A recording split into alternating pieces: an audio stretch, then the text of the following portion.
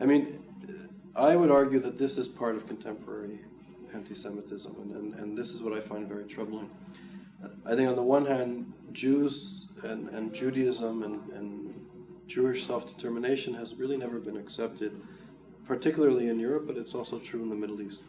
When religion was the dominant form of seeing the world, Jews were the wrong religion. They didn't accept the Messiah, and in fact, part of the anti-Semitism was the fact that they didn't accept the Messiah. They were held responsible for killing.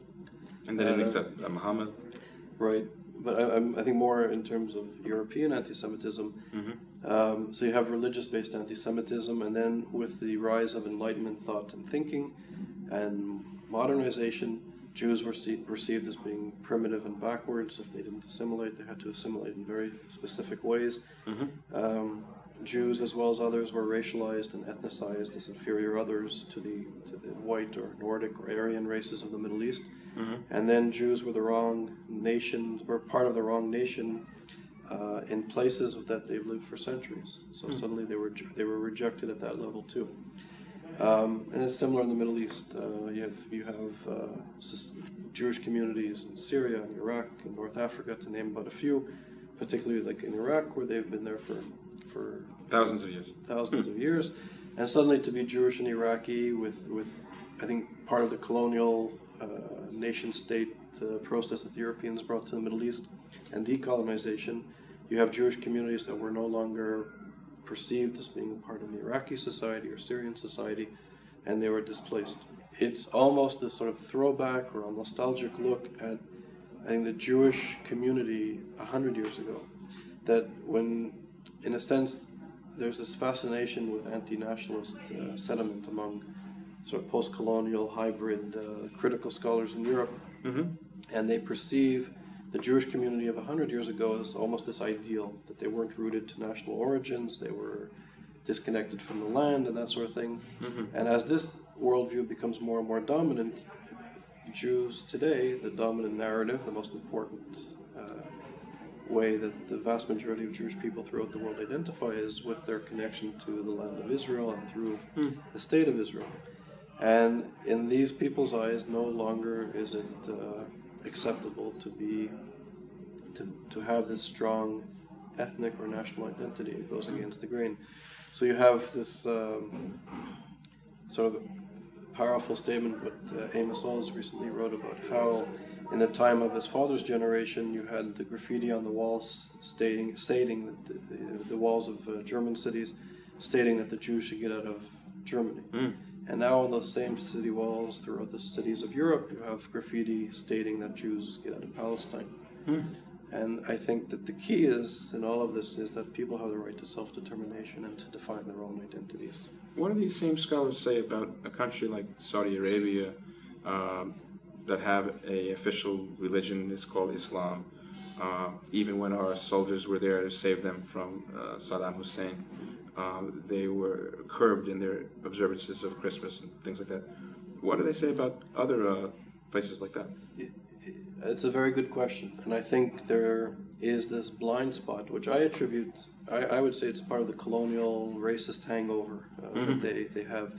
And in a sense, I think they hold people of the Middle East up to lower standards. They don't expect, and I'm putting in quotations, anything better from those people. And I think it's a blind spot, and I think there's a history of sort of the exotic, objectified other in the Middle East, particularly among the Arab population, which has a strong residue in England and in Germany in particular.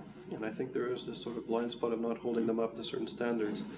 Whereas, and the Jew, we can't hold up to it? And the Jews are held up to very special standards. Why? That's sort of like at the core, but why are we expected to be somehow smarter or better or more ethical? Well, I think that there's never been an acceptance of Judaism and the most dominant view of Judaism from within the Jewish community by Europe. And I don't think that trend has ever changed. If you look at it historically, so now Israel is the most dominant way that Jews express their identity to a large extent, and Israel is not accepted.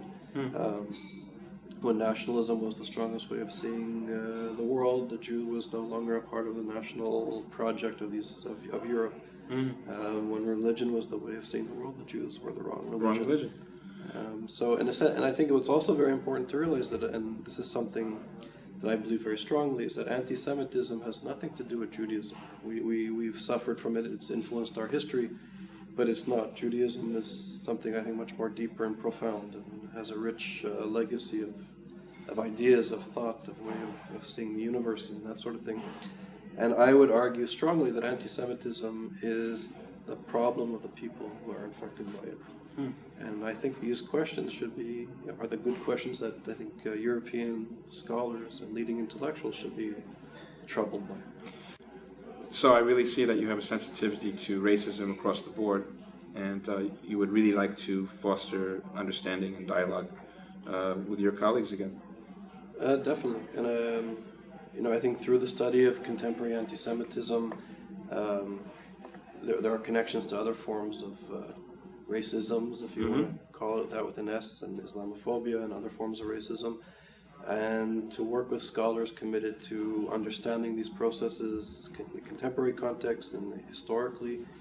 It would be wonderful to work with colleagues across disciplines and ethnic and national boundaries, for sure. And as I said, I think the threat, almost tragically, but amazingly and interestingly, the Jewish experience is almost the canary in the coal mine, if you will. And I think the way Jews are being treated in the Middle East and perceived in the Middle East is very important, not only for the Jewish questions and issues of anti-Semitism, but the future of other societies in the region and the future of Islam. So I think it all is interconnected.